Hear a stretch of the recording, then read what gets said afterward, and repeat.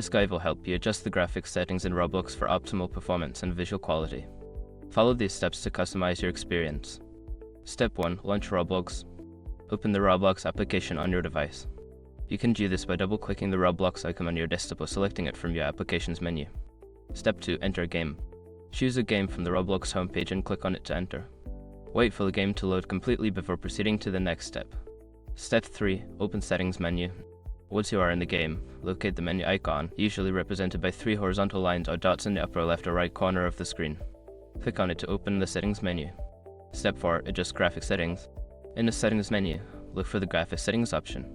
This may be labeled as Graphics or Graphics Quality. Use the slider or drop-down menu to adjust the graphics quality to your preference, ranging from low to high. Step 5. Save changes.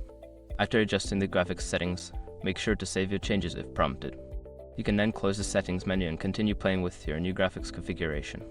By following these steps, you can easily customize your Roblox graphics settings for a better gaming experience.